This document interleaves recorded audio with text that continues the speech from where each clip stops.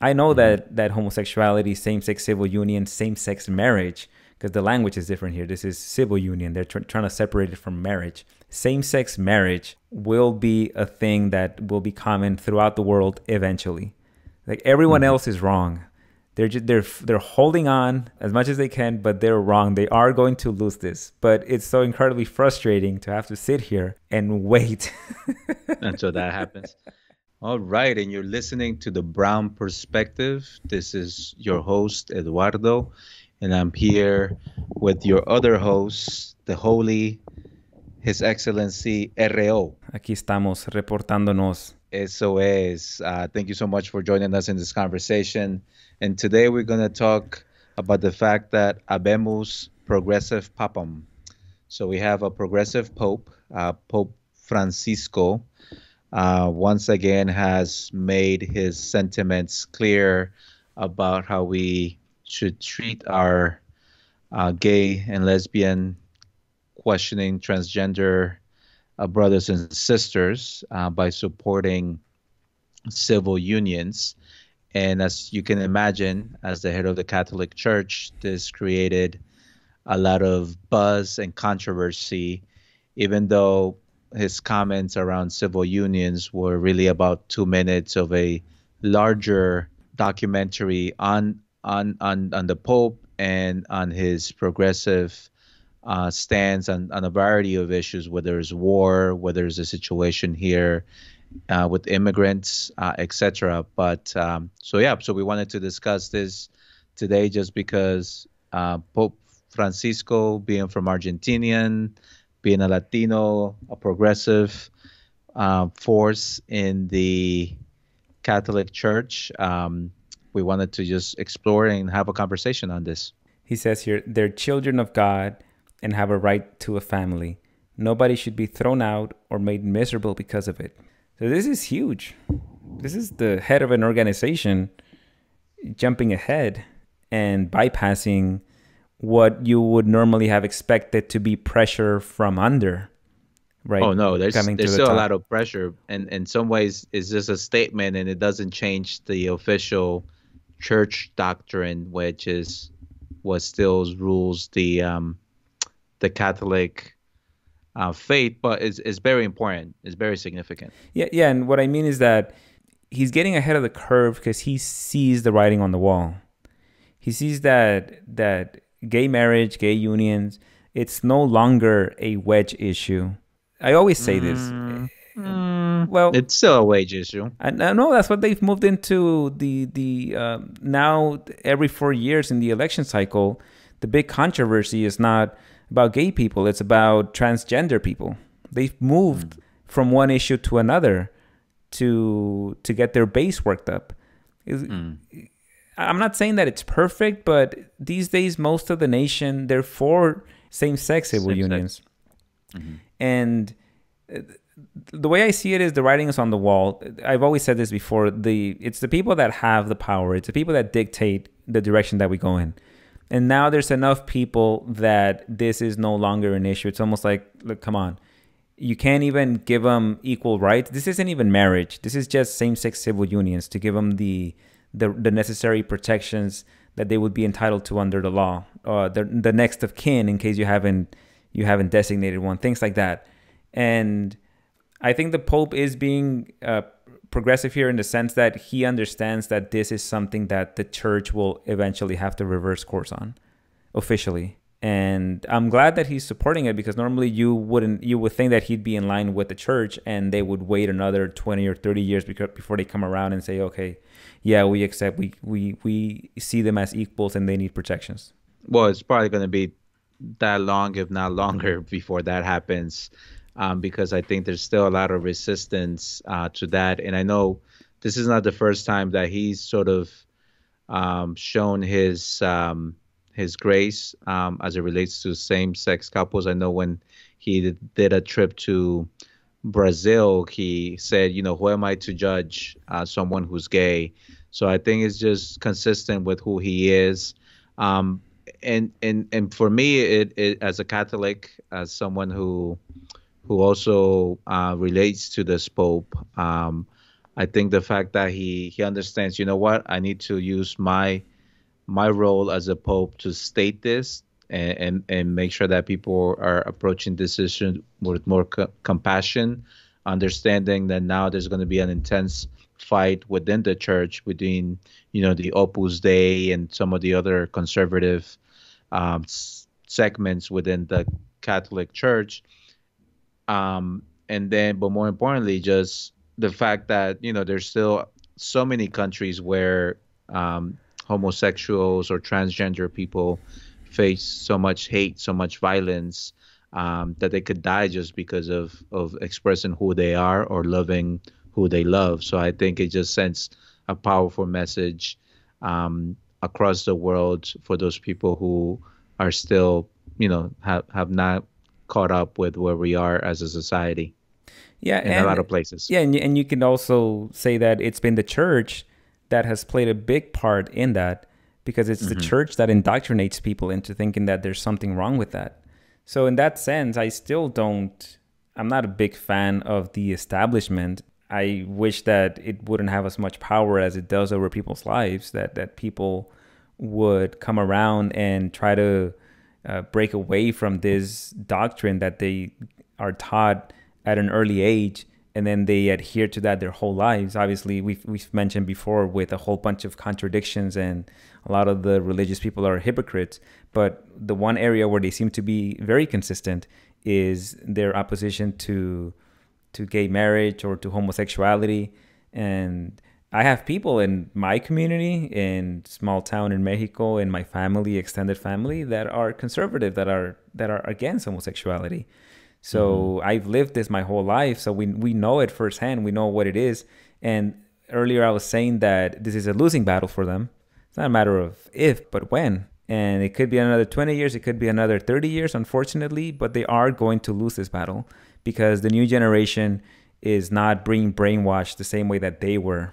And more and more young people don't have a problem with this. So it's only a matter of getting this older generation kicked out of power wherever they hold that power. And I know in the church, a lot of them, a lot of the members of the clergy are from the older generation. So once they get replaced, then you should start seeing change. And again, the change is going to come from the people. The church can resist as much as they want, but ultimately they won't be able to. If they want to stay relevant, and if they want to have membership, they are going to have to change their stance on this. No, yeah, because that's the thing. Like, not a lot of people are becoming priests. I mean, there's issues maybe around this homosexual things. There's also obviously the big question on whether or not priests should get married or not. And I know that that's one thing that has created controversy with Pope Francis too, because he thinks that, hey, maybe in some areas where we need priests, we can let them marry, and what better way for a priest to be able to counsel those Catholic couples going through issues, to he himself also be a husband and deal with those things. So, but to your point, that it is that, it's going to be a combination of, you need to adapt in order to attract the new generation of priests, nuns, and faithful who can help keep your faith and religion vibrant. And when you mentioned the countries that where homosexuality is still seen as something that is even punishable by death, that's where the United States was, say, at the beginning of the 20th century. And think back to, say, 1910 or 1915, somebody already okay with homosexuality, someone that it wasn't a big deal to those, because there were people like that. There's always people like that. And just think about how frustrating it must have been for them back then to be so progressive, but then to have to wait literally a century for the rest of the population to catch up with that, right? And that's how it feels sometimes with some of these things, because you know that you are on the right side, because this is just a basic human right to be homosexual, or if they're homosexual, to afford them the same rights as other people, to treat them the way that you would treat anyone else. So Anyway, whenever you are choosing that as your stance, then you are on the right side. And just how frustrating it is to have to wait for everyone to catch up. Because this is exactly where, like, at least when I think about it, this is exactly where I am. I know Hmm. that homosexuality, same-sex civil union, same-sex marriage, because the language is different here. This is civil union. They're trying to separate it from marriage. Same-sex marriage will be a thing that will be common throughout the world eventually. Like everyone Hmm. else is wrong. They're holding on as much as they can, but they're wrong. They are going to lose this. But it's so incredibly frustrating to have to sit here and wait. And so that happens. Yeah, and you make a good point because I know that in some ways, Pope Francis is supporting civil unions and has supported civil unions, and others have as a way to say, well, you know, obviously gay people cannot be married through the Catholic Church, but at least they can marry through the civil Mm, authorities.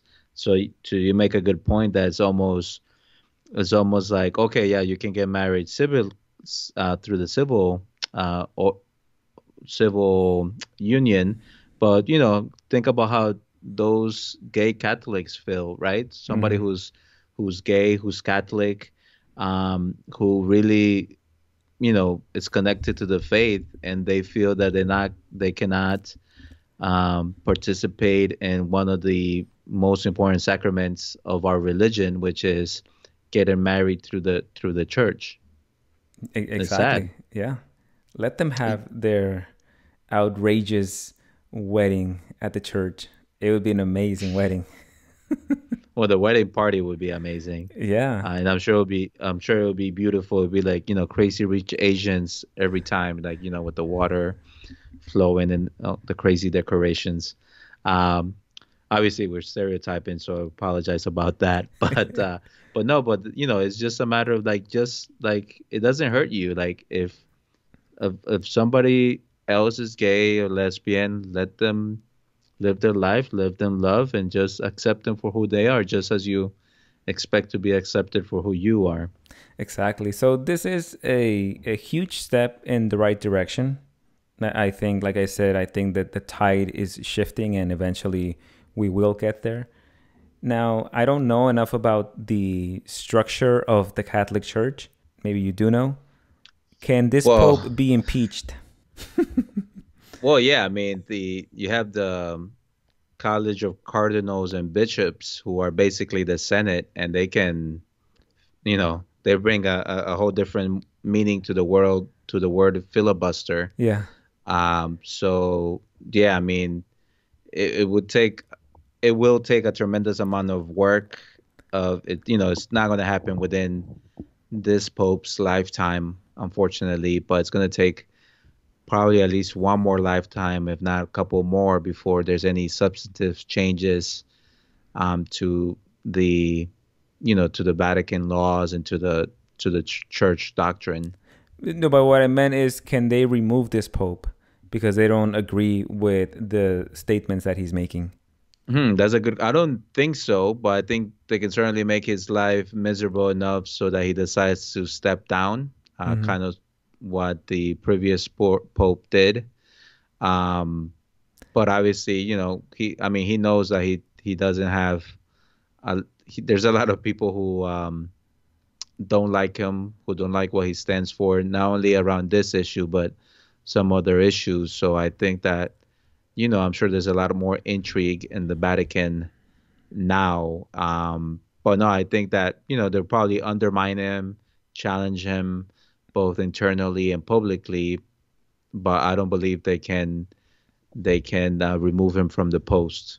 And is that something that we have visibility into? For example, how many members there are, and how many of them are favorable towards this pope, and how many of them are not, so that we can get a likelihood of whether or not they would take some action against him, even if it's just making his life difficult, so that he can potentially step down.